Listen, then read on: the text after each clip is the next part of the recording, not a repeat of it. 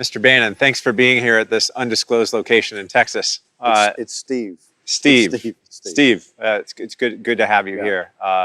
Thanks for being here. Glad to be here. Excited. And you're here very specifically to talk with me about something that you and I study very intently, and it's China. Yep. And I'd love to just start right off the bat with asking you, what do you think China's true intentions are in kind of their grand strategy? What is their grand strategy? The grand strategy is very simple. It's to be a hegemonic world power. I mean, you can see through One Belt, One Road. You can see through Made in China 2025. You can see through everything they're doing, their strategy of being like the East India Company in Sub-Saharan Africa, what they're doing in the Caribbean, now what they're doing in Latin America, the economic war, what we call all forces of government, right? All areas of government focus on the economic war against the United States, their military buildup, they're basically trying to close the South China Sea. It is the most geopolitically ambitious strategy we've ever seen. Let me be very specific. The three great theories of geopolitics. You've got Mackinder's theory of the Asian landmass. You have Mahan's theory of cutting off the choke points of the world's oceans. And you have Speakman's theory of keeping your enemy off of the Asian landmass. The Chinese are the only power in world history to ever try to do all three simultaneously. You know, Napoleon and Hitler and others tried to do the Eurasian landmass. Others, the British and the American empires, the British Empire and the American system we have today is built off Mahan's naval strategy, and then Speakman's is one from the early 20th century. What China is doing is with One Belt, One Road, trying to basically connect the old Silk Road all the way up to Italy. As we saw in the paper today, the Italian government, the guys in the five-star, De Maio came back from Beijing. They had a huge thing about, hey, we want to end the One Belt, One Road in Italy where Marco Polo essentially left. We had a vote this week in the Maldives which really rejected what they're trying to do in the Mahan strategy of taking all the naval bases and choke points throughout the world. And then Speakman, what they're trying to do is force the United States, which has been a Pacific power, off of the landmass through what they're doing in the South China Sea, what they're doing around Taiwan. They want to push us back to Guam. So listen, they're the most, people have said for years to kind of cover this. A lot of the Wall Street and City of London and Frankfurt crowd have kind of said, oh, well, they're not territorially ambitious. They've never been an expansionist power.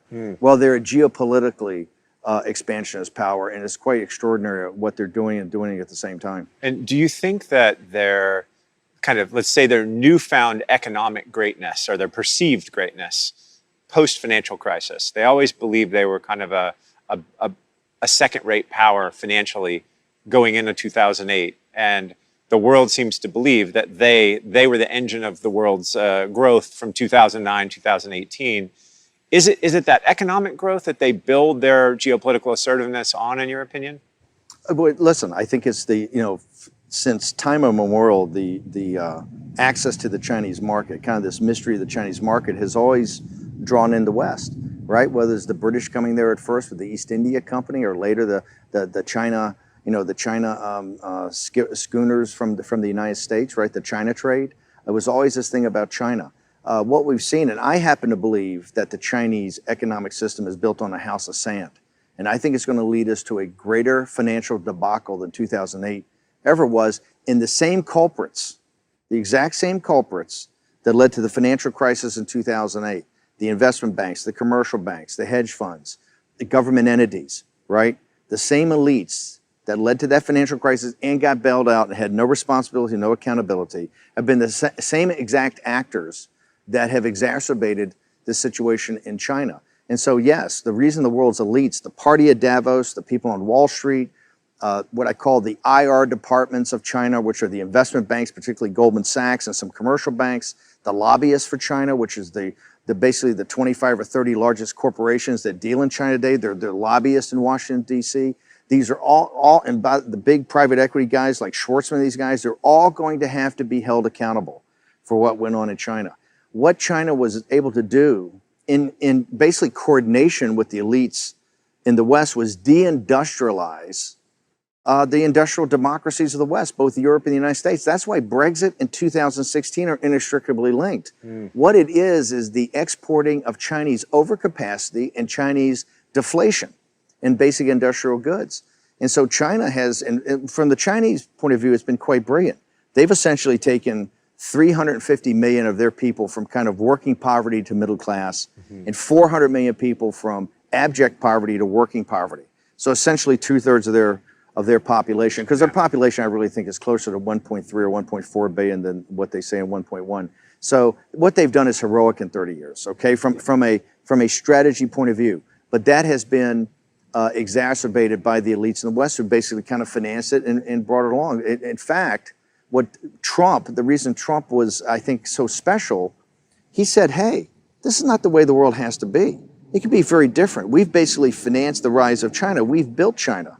And all he heard for years, and what you heard for years is, no, this is what I call the second law of thermodynamics, or this is an immutable law of physics, the rise of China. And what Trump says, no, this is through human agency. It's the commercial banks, the investment banks, the corporations, the kowtowed to the Chinese regime. And one thing I want to make sure, Kyle, I get up front, this is not about the Chinese people. I served as a naval officer over in China, in the Western Pacific, in the 7th Fleet on a destroyer in the mid-70s. I think 76, 77 is the first time I went to China. I've been involved in China virtually all my life. I've owned businesses over there. I've lived in Shanghai for a while in the French concession.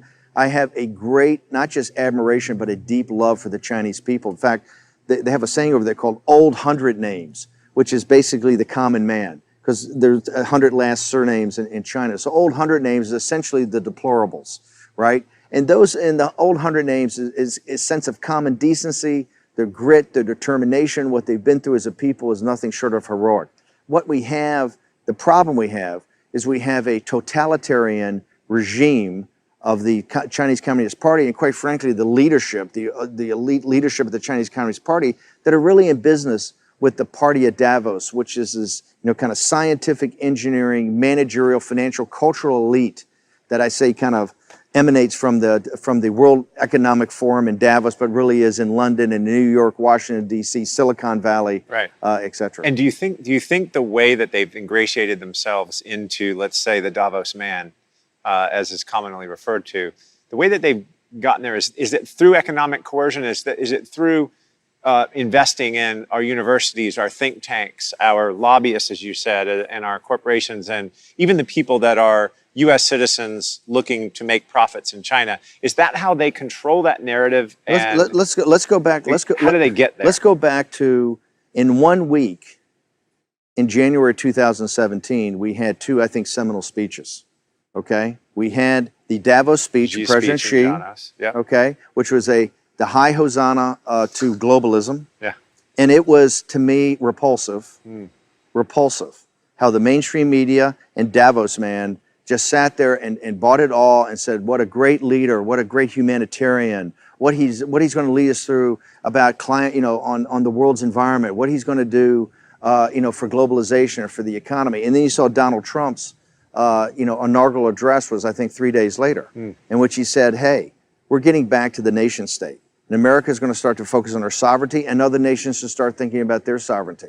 But this globalization and what's coming out of Davos is stripped our sovereignty from us, and we're going to reassert that. And 2 years later, which happened this week, was Mike Pence's speech about the new strategy of the United States, which has really been going along for quite a while, which is now kind of engaging China, right? An engagement with China, but not like Henry Kissinger and not like the Thucydides trap crowd. And I know you did this seminal interview with Graham Allison, but not what those guys want, which is to kind of us stumble along and play along with China. This is, this is a direct confrontation with China to say, we're not going to take it anymore.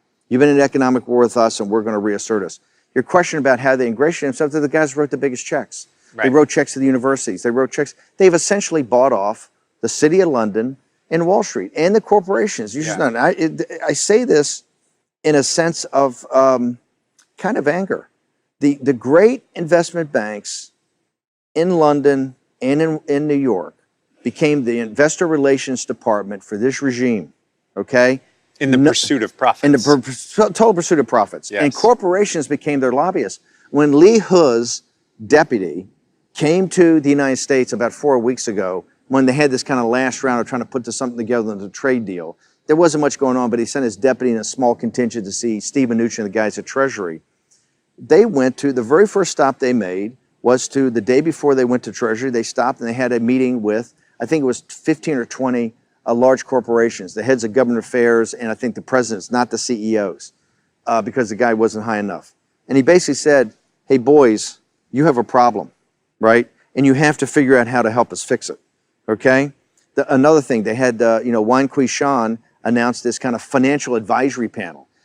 Being on their back foot by the Trump strategy, they kind of said, hey, we need a financial advisory panel to help us understand what the United States wants, what the United States needs. And it was named, Paulson and Schwartzman and all these characters. And it's interesting. When they need somebody to kind of come over and, help intermediate with the United States, they go to the same guys that have been profiting on this.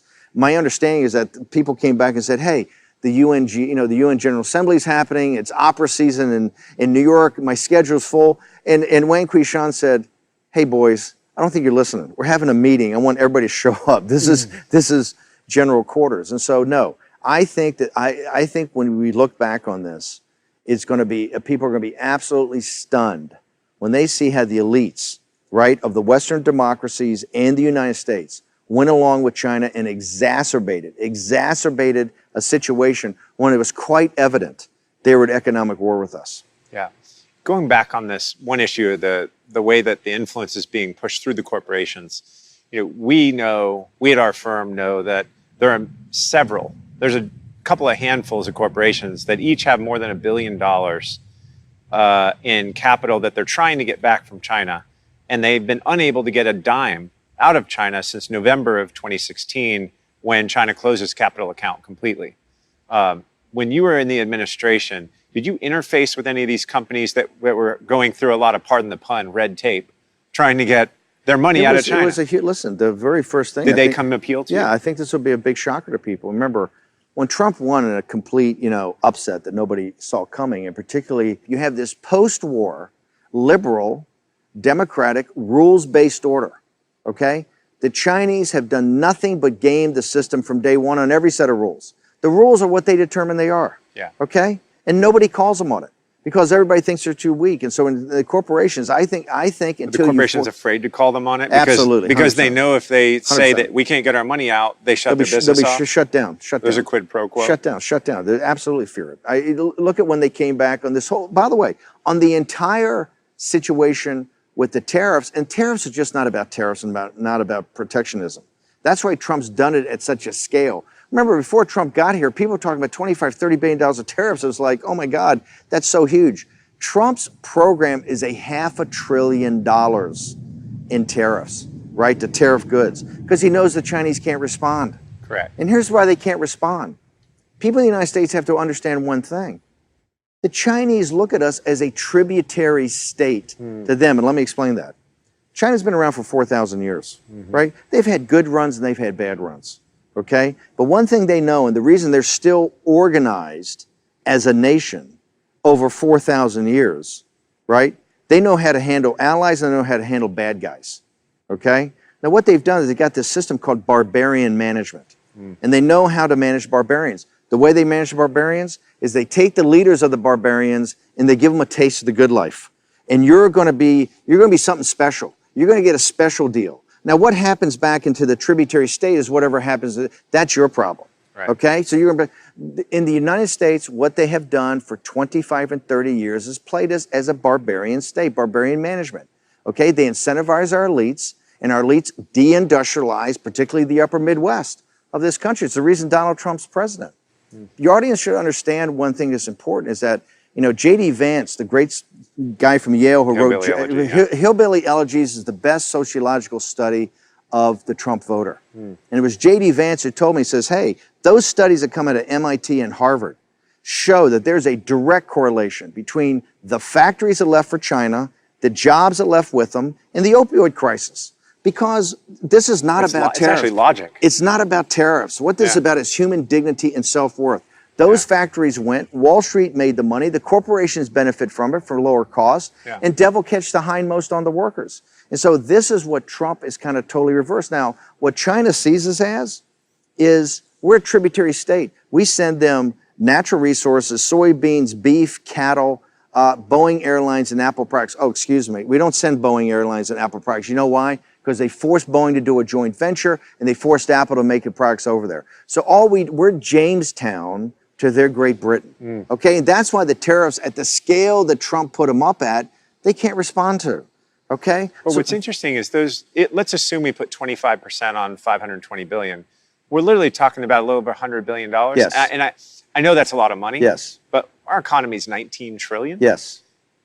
It's still not that functionally meaningful to us, in my opinion. Yes. But I do think it's a leveling of a field. To your point, it's converging. They've been fighting a trade war with us since 2001, and we just haven't fought back. Okay.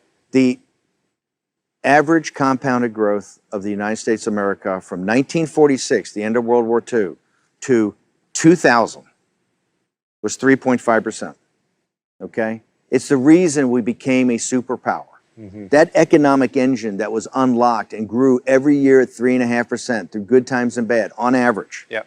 Since China joined the World Trade Organization, when they joined, they got most favored nation, the growth of the United States is 1.9%. Okay, 1.9%. And there's a lot of factors to that, but the central beating heart of it is China. That's what, because we deindustrialized. We sent our manufacturing over there. Yes, the tariffs in and of themselves on a nominal number, an absolute number, are not huge. But when we look at the convergence of everything, what Trump has done is said, hey, we're at economic war. And we're going to hit back with it. We're going to hit back with the 301s to stop the forced technology transfers. We're going to put these tariffs into the scale they've never seen before. We're going to have the ability, if we so desire, to liquidate companies like ZTE, to basically cut them off from their component parts in the West. They'll be out of business in 90 days. Also, the new things about investments, about these limitation in investments. CFIUS reform. The CFIUS reform that people are talking about. You bring all forces of government together on that and the stopping of intellectual property, you have something. What Trump has done, and this is why NAFTA was so important. You know, people mocked and ridiculed Trump. There's a book out called Fear that Gary Cohn, the president of Goldman Sachs, great Goldman Sachs, and I used to work there, he takes the documents off the president's desk. The book opens where he's taken the NAFTA deal, right, early on in the deal on Korea, he actually takes them off the desk because in his judgment, right, the president wasn't smart enough to understand what he was doing. Well, here's what Trump's done.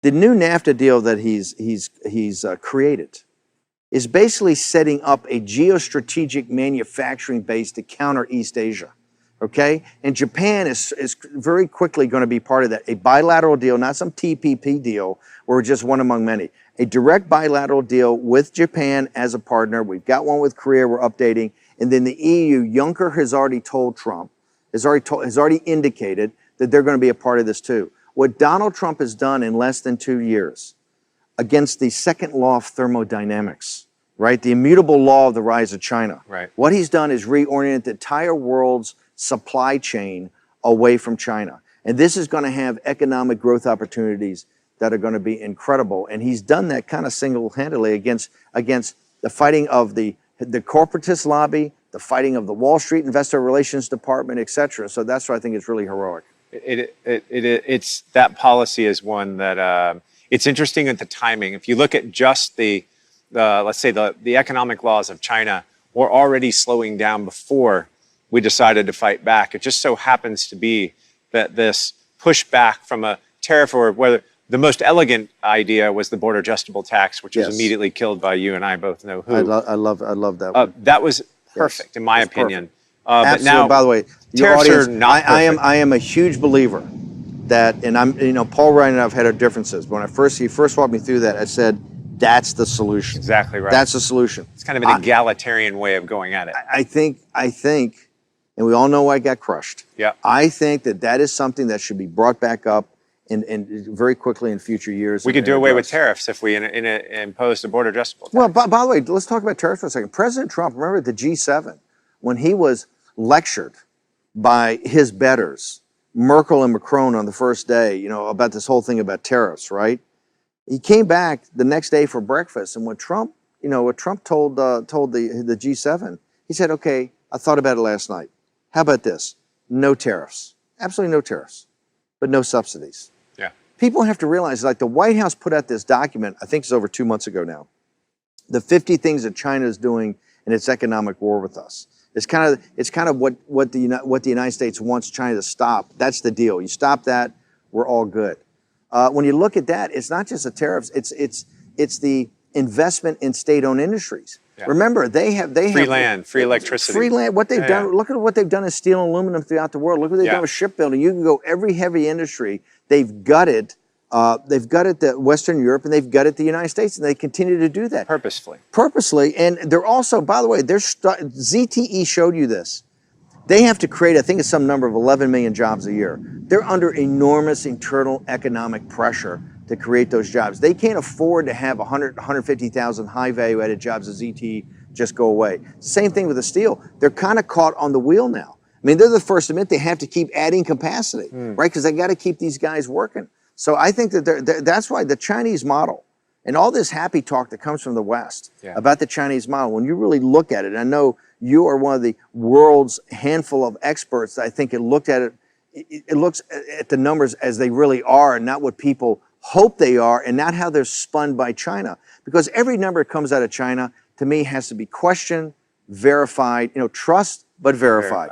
Has to be questioned, verified, and then verified again. You got to get a belt and suspenders. And that's why I think we may be hurtling to another financial crisis driven by this financial model of China that can't withstand, can't stand up on its own. Right. Well, the good news about that is if we're right about China, we're right about their incredible build, their reckless build of credit, coupled with the fact their economy is slowing down, coupled with the size of their banking system, their GDP. If we're right about all those things, the good news is their banks aren't inextricably linked to ours the way that ours were to Europe and Asia's back during our financial crisis. They're not, but you used the word they're reckless. And I think that this is what upsets me about the lack of accountability and responsibility by the world's elites. We just went through the worst financial crisis in history. Not one CEO went to jail, and not anybody significantly gave up any equity, okay? What they did is basically inflate, people got to remember, on September 18th of 2008, when Bernanke and Paulson walked into the Oval Office with Bush, and he sent them up to Capitol Hill, the balance sheet of the Federal Reserve was $880 billion. On the day that Donald Trump took the oath of office, on January 20th of 2017, it was $4.5 trillion. Yep. All we did in the Bank of England, ECB, Bank of Japan did the same thing. And the PBOC. PBOC. What they did is to save the elites, was to turn on the spigots of liquidity. So if you owned assets, if you owned real estate, you owned stocks, you owned intellectual property, you've had the greatest 10-year run in history. If you're a working class schmendrick, your wages are flat. The whole burden of it, this is what's unfair, and this is where the anger that's driving the populist movement. The whole burden comes down on the little guy to finance these deficits with his taxes. That's right. And then his kids get sent everywhere in the world to defend this. That's what's got to stop. You use the word reckless. It is reckless disregard of what the elites have done this time. Because all they've done, Chinese banks, look, the American banking system has $19 trillion of assets on it. Correct. And I would respectfully submit, and you're 10 times smarter than me on this, I would respectfully submit that all of those assets are not good, okay? Maybe, let's say 10% or more could be written off today. That's the American banking system. The Chinese banking system, I think, has $49 trillion of assets. That's right. Correct me if I'm wrong, I think $45 trillion have been put on the books since 2008. This is completely reckless. Now, thank God they're not interconnected through the SWIFT system with the rest of the banks. Or through derivatives. Derivatives. Yeah. And by the way, the reason is, and this is another tell, because none of the investment banks or none of the guys want to say, whoa, we can't hook up with China, right? Because they all stop themselves from doing it. They all limited their exposure to it because they understand when it implodes, they don't want to be taken down in the first couple of minutes. That being said, those banks are going to implode. Nobody can put those kind of assets on, okay, and have a great banking system. Yeah. This is a total and complete sham. And in The Economist, in the Financial Times of London, all the elites, all the conferences they have. You had Richard Haas on this morning on Morning Joe. Richard Haas from the Council of Foreign Relations. And all he's doing is beating up Mike Pence and Donald Trump from Pence's speech last night. You know what he's saying? He's saying, hey, all my Chinese colleagues, all my buddies in China, they're telling me They don't know what the United States wants. They came over here. They want a deal and they want to be our partner, but we keep moving the goalpost. That is reckless for him to say that. Yeah. He fully understands what the issues are, okay? And he sits there on a general news show in the morning that basic voters watch and starts putting this stuff into the mind is unacceptable. I got to tell you, Kyle, that's what I think. What you're doing here, what you're doing with your work and other things. There are a number of people like yourself that are sitting there going, this can't continue. And people are going to be held accountable for this. If the elites think they're going to skip on this one, it's not going to happen. The reason Donald Trump's president, the reason you're seeing these populist revolts, whether it's in Italy, Germany, France, throughout the world, in Brazil this weekend, okay, in Argentina, in Pakistan, is the reason is the little guy is fed up with a group of elites that know better, right? And to take care of themselves, they will play ball with anybody. You're right. And when you talk about the Chinese banking system, let's assume that it has to restructure. What they'll do, they're very smart. The people that run the PBOC and SAFE. Let's talk about this.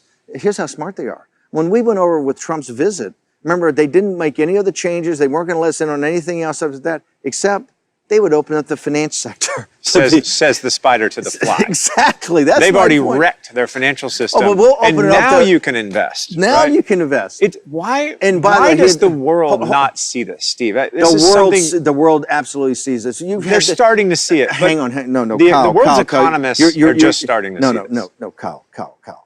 You are much too kind. You're a good man, okay? You got to call it like it is. It's bullshit. Okay, they know exactly. You're telling me the guys in the Wall Street Journal, the Financial Times of London, the Economist, these smart guys in these think tanks don't know exactly what's going on? Some moron like me can look at the balance sheet of these banks and say, hey, guess what? I think we have a ticking time bomb, right? But you know what they say? But it's China. That's what I hear all the time. I agree with you, but it's China. So we're going to keep writing what we write. Yeah. That's got to stop. China must be, okay, we cut a deal with them in the late 90s. Remember, you had a spectrum back then of the China cheerleaders, the rational accommodationists, and the hawks. Okay, so let's talk about this. Back in 99, that was the pitch from the appeasers. And people have to understand it's both political parties. This is not about ideology. This is all Democrats and Republicans, okay? Yeah. When they're talking about China, they're just trying to figure out how to get more money in their own pockets. So the cheerleaders said exactly what, hey, it's China. Once we get them into the most favored nations, once we get them into the WTO, they're going to turn out to be liberal capitalists. They're going to, they're going to vote. Liberalize their economy. They're going to democratize. They're going to let us invest in everything. They're going to be middle class. Yeah. They're going to be. It's going to create a rule of law. Maybe? Rule of law. It's going to be nirvana, and they're going to be okay. So we know 17 years later. Guess what? They're a totalitarian regime, mercantilist regime. They've got a system that works for them, for the elite, for their regime, and it works well. Now you have two sets of folks.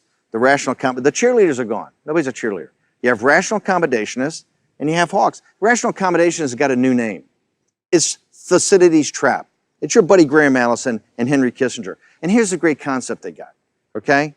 Their great concept is America's a declining power. China's a rising power, like Athens was a declining power and Sparta was a rising power. Yeah. And what you have to figure out to avoid a global conflict, which is like 16 times in world history this has happened, and 12 times they just weren't wise enough to take it. What has to happen is the declining power can figure out how to nudge the rising power to kind of get into their system. Now, you'll always be the junior partner, but you'll make the big guy kind of work with you and everything will be happy. This is the exact same nonsense from the exact same people, from Allison Graham and from Henry Kissinger, that they spun on Nixon in the late 60s about Russia. Let's go back in time. Yeah. The same exact pitch. Russia's a rising power. America's a declining power. And what we have to do, we need détente. We need rapprochement. We need to let them have their sphere of influence. It was bullshit then, and it's bullshit now. Ronald Reagan came in and said, hey, you know what? How big is their economy? And they said, Russia's economy is the size of California. Yeah. He says, why do people fear him? The very first thing that Andy Marshall at the Net Assessment Group in the Pentagon and Bill Casey, the CIA, did was do a complete analysis of the Russian economy. And they found out it was only half as big. Oops, I have a miss. 50% bigger. And they were desperately short dollars. Desperately short of dollars. This is the whole thing that always It's happens. exactly where China is. It's because they did the exact same thing with China. They put it into military spending that was not productive. So here we go with the exact same set of guys. And what they tell us 40, 50 years later, hey, America is a declining power. China is a rising power. And I look at it, it's the exact same thing. They have an economy with no dollars. Here's the point I make to them. How about this? How about we stop being a declining power? That is not a law of physics. A process that manages us to decline, okay, is not a process I accept. I am looking for a leader to step up and make America great again, okay? And that's Trump's basic pitch. And guess what?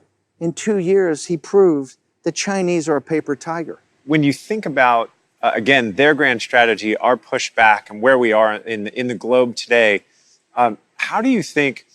What do you think China's next step is? If you were predicting what their next step would be, given our assertiveness that we've stepped forward on the economic, call it, side of the coin and pushed in some tariffs and are starting to reassert ourselves. You see, what do you think they're going to do? Number one, they want regime. What's textbook? They want regime change in the United States.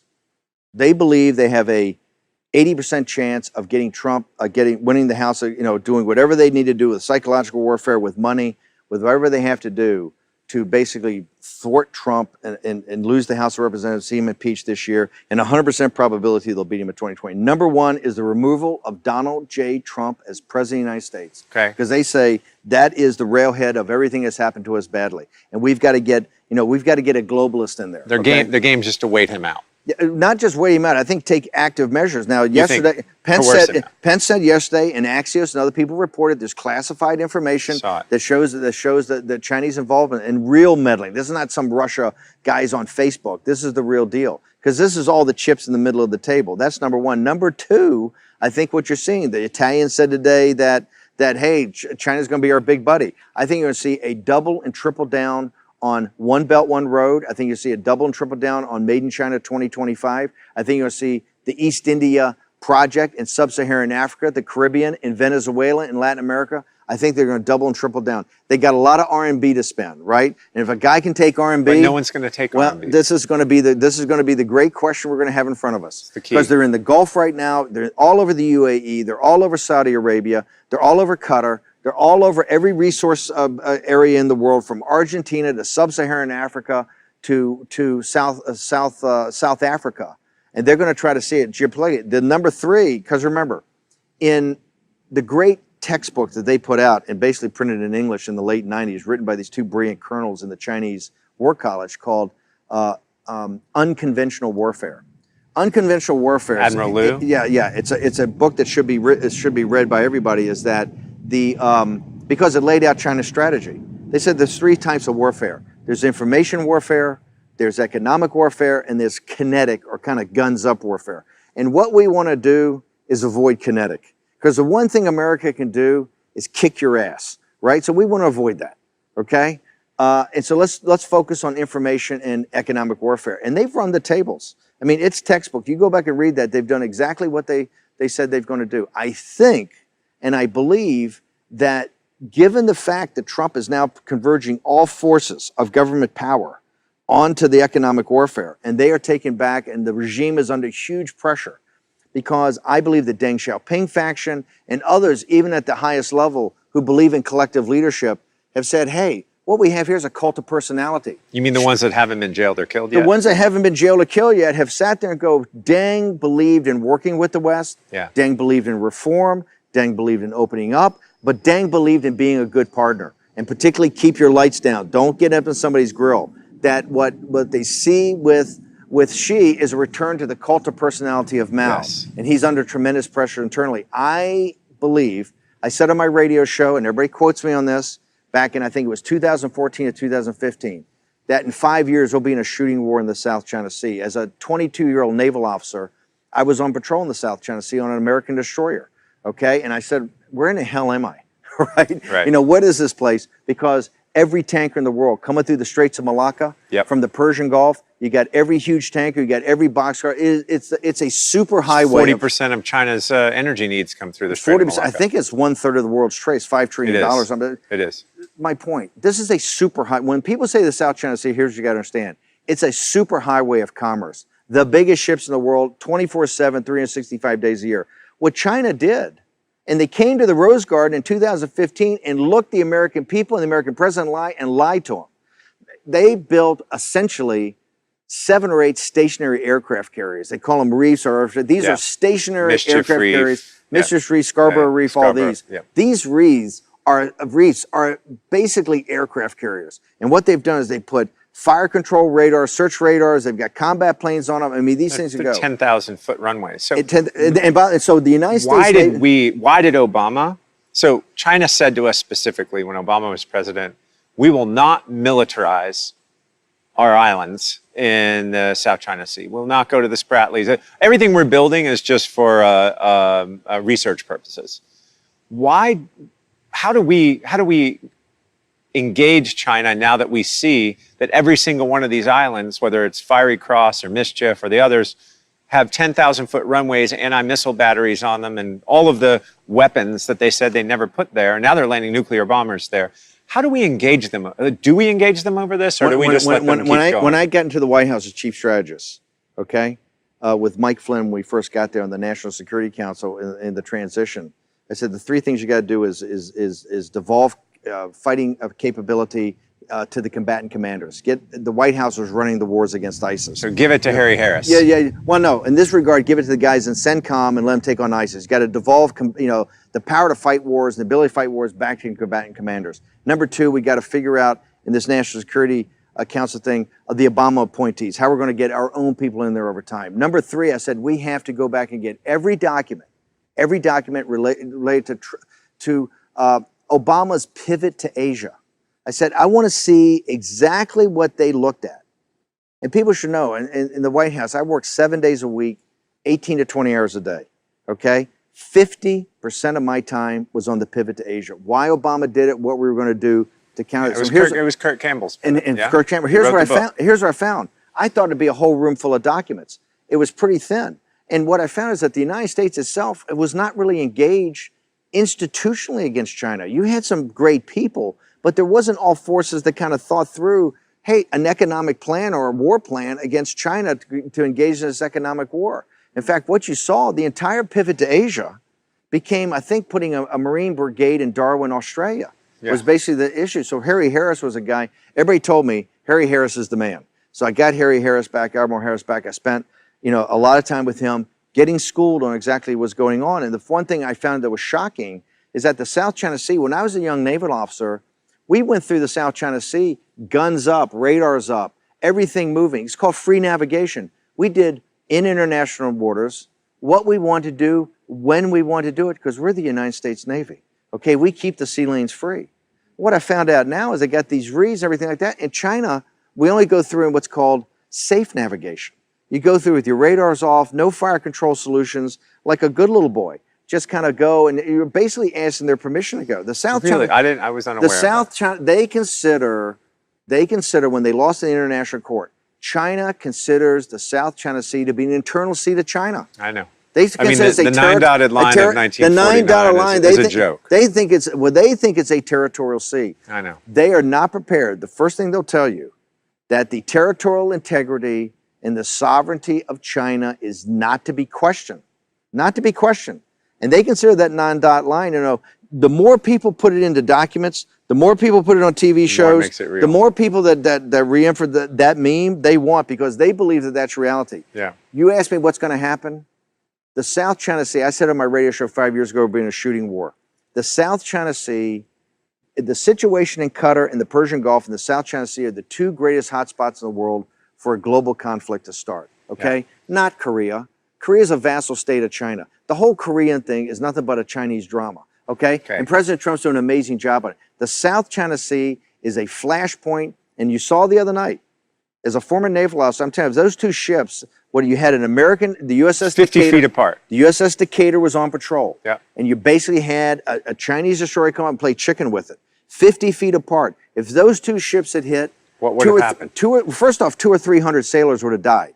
Okay, absolutely. If those two ships had hit at the speeds that they were going, the relative speeds they were going, we would have had a catastrophe.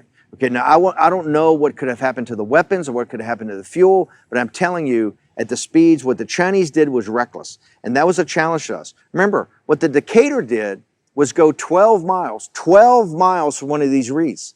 Okay? Now, what the Chinese say is within 15 miles is their territorial water. They said it was a violation of their sovereign territory for the United States Navy to come 12 miles off a reef that they built into the South China Sea. My recommendation is I think the President of the United States, Donald J. Trump, who to me has been very even-handed with China and really, tried to build a relationship. I think you ought to give the Chinese 72 hours to take every radar, every offensive thing on a military, all the jets, everything out of the runways, everything off the islands. You get 72 hours to take it all off. And on the 72nd hour and 1 minute, the United States Navy is going to go in there and take it off for them. And then I think they ought to take those reefs and they ought to dismount them and turn them back into international waters. They say the United States is provocative by putting the United States Navy back into the South China Sea to keep the sea lanes open. I happen to believe where this relationship is going and the lack of a real response the Chinese are going to have, that they're going to try to do something provocative in the South China Sea to try to initiate a response. And I think the president ought to be proactive on this. I think you ought to tell them you get 72 hours. If you don't take it off, we're going to take it off for you. And then dare them to stop the United States Navy from going to do it. Wait, you're saying go to a kinetic conflict in 72 hours in a minute. I didn't say go to a kinetic conflict. What I said was if we go to try to take this off, they're not going to let that happen. The international courts ruled that it was inappropriate for him to be there. Why don't we enforce that? The party at Davos, when she came and gave that great speech at Davos, they all jumped up about. They failed to say, you just mentioned, they looked the people of the United States in the eye and lied to them from the Rose Garden in 2015 with the President of the United States right next to them. Okay, yeah. And no one called them on it. And never called them on. And then you saw when the international courts came and said, "Hey, this is totally unacceptable. There's no argument for it. It's got to be undone." They just sat there. What they've sat there and said, "Hey, there's our territorial sea." Now I realize people saying, "Bannon, what kind of crazy whack job are you? It's somewhere and we don't even know where it is in the South China Sea. We're going to go to war." People have to understand the global economy, and I'm a nationalist, okay? But the health of the American economy is based on trade. Populists and economic nationalists are not anti-trade. They're anti this radical concept of free trade when you're trading with a totalitarian mercantilist society. Right. What Trump wants and what he said from day one is fair trade and reciprocity. Okay, reciprocity. And I think now we're going to get down to it with China. China's going to have to understand that Donald Trump is never going to back down on this. Yeah. Okay, he's a fair man. Okay, he's a decent man. He's tried to work with them, but the days of the United States being pushed around with this are over. Well, let me ask you a provocative question then. If we were to go How do we get any more provocative? I said we're going to war in the South China Sea. It's just the derivative of that. If we're just going even more, along here, I'm actually just going the other. It's equally as provocative. Okay. What if we were to just take our 7th Fleet and go home? Here's the thing: is that people have to remember. I think it's very important for people to remember that the United States is a Pacific power. Yeah. I mean, the whole development of this country, the Transcontinental Railroad, the whole West Coast, we are inextricably linked to the health of Asia's economy. Well, Article 5 protections of Japan would be a real issue, but yes.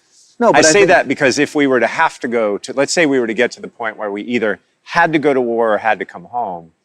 Coming home is not an option. Not an option. Not an option. The world would be would get to be an incredibly dark and dangerous place.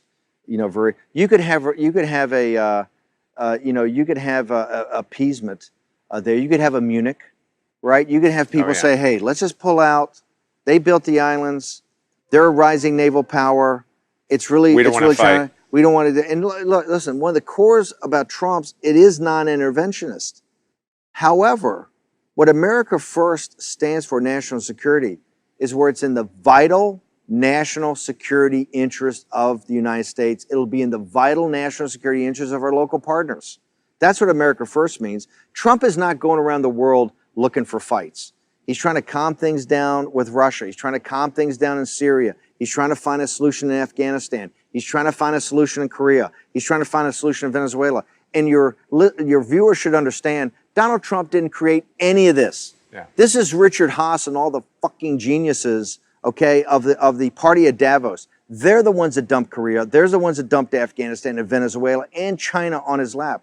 What Trump is saying is that America First, our allies will be in their vital national security interests either. And you can go around and talk to Singapore and Thailand and Indonesia and Australia and ask them, hey, does an American naval presence in this neighborhood a good thing or a bad thing? Yeah. And they will tell you, no, it's a vital thing. We need America, and we need America here, because if we lose the South China Sea, we will lose any type of commerce, trying to control the whole place. And the Chinese understand that. That's why they're trying to push us out. And they're starting to already have the psychological warfare of exactly that.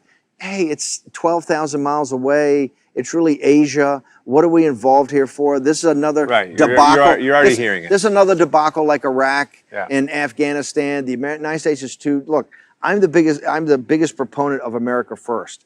South China Sea and the engagement with China is absolutely vital. Interesting. Okay.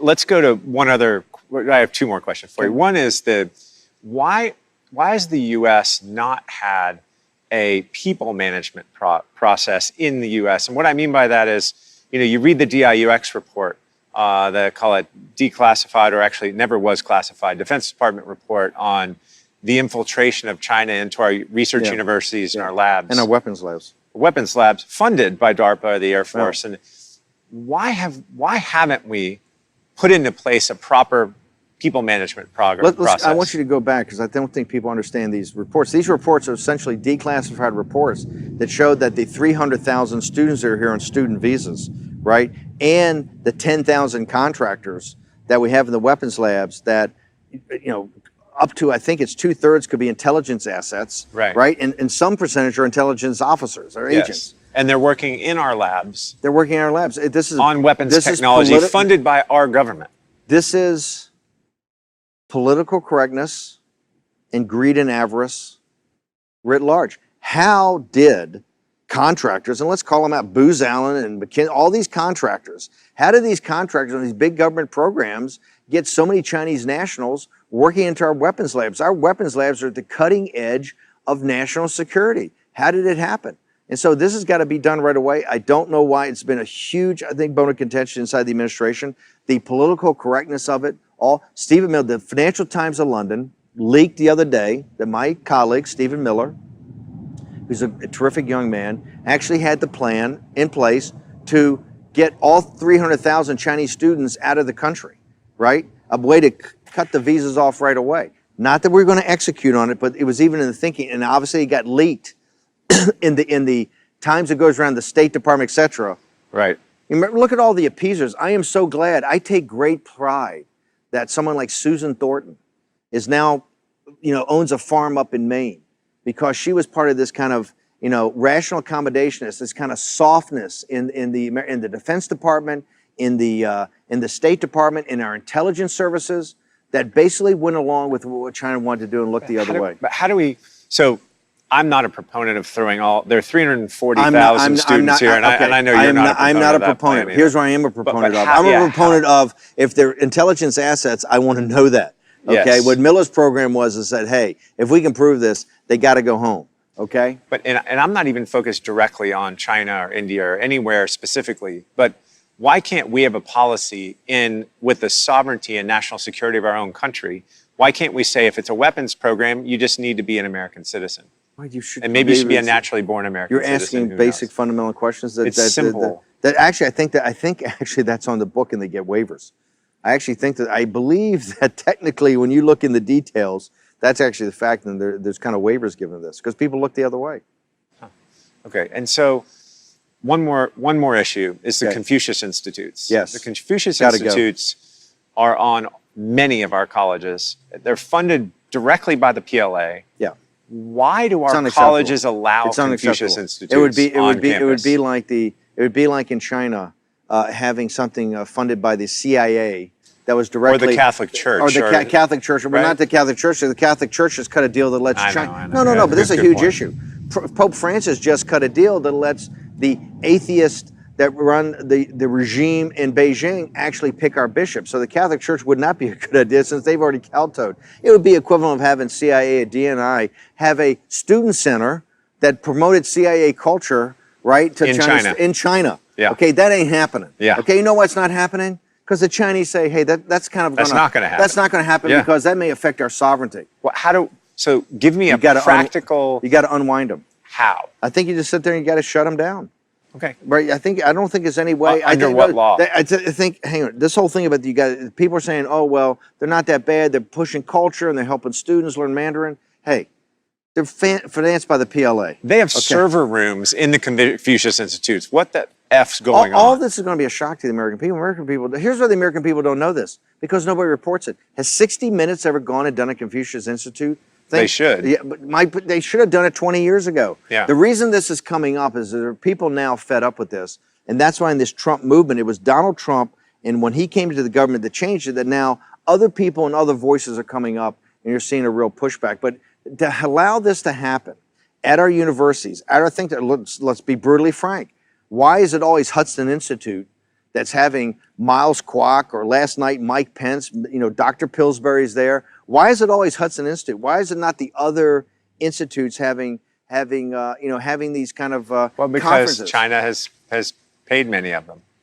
The last thing that maybe I'll close on is when Li He, the economic strategist for President Xi, and I've had the opportunity to know him and build a little bit of a relationship. He's a very brilliant guy. When he came to do the major negotiation that didn't work out, I think it was in June of this past year, he came, and the very first day, he didn't go to the White House at first, he didn't go to Treasury at first.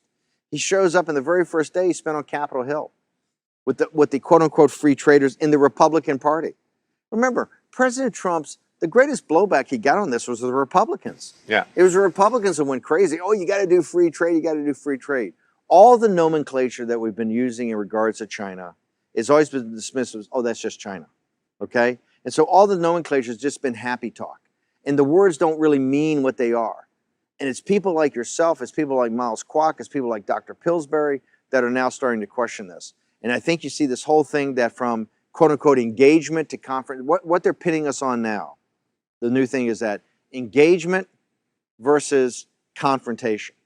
And we're being painted as the war party, right? We're the crazy guys who want to go to war. No, what we want to stop is an economic war that's been against the United States. And if you look at the group that's in the engagement process, all they've been in is being tapped along by China in these strategic economic dialogues that didn't go anywhere for 25 or 30 years and put us into the place where we were deindustrialized by a predatory power. And China's predatory capitalism is what they stand on. And so I think I couldn't be prouder that President Trump, and I think that speech, for people who have not seen that speech is going to go down in history as an inflection point, because Mike Pence yesterday, the Vice President of the United States, essentially threw down and said, hey, no more games. Yeah. We understand what you're doing. We understand what you're up to. We understand you have you have a full force of government against us, and we're going to counter that, and we're going to win. I appreciate that. And this goes back to when you pull into the Commerce Department, right above the entryway where you drive through, I don't know if you've seen this, there's a quote from Benjamin Franklin. It says, commerce must be fair and equitable. And I think that's where we need to be. I don't think we should be overly punitive. No. I don't think we should be combative. I think we should say we just need a fair shake at things. Right. And what you're saying is we haven't had one, and that's something we believe too. And the good news is I think in the last 6 months to a year, culminating with Pence's speech a couple of days, or actually a day ago, is finally the narrative's changing, despite all of the efforts from those in China. So thanks for being here today. Thanks for sharing this with us. It was really nice. Undisclosed location. Undisclosed location. Yeah. I mean, we're here with Miles. You got to be undisclosed. We got to keep. Except he's live streaming it constantly. So that's I don't know who's more controversial, you or Miles, but we'll see soon. Miles is a whole different league. I'm junior varsity compared to that. Thanks for coming. Thanks for having me.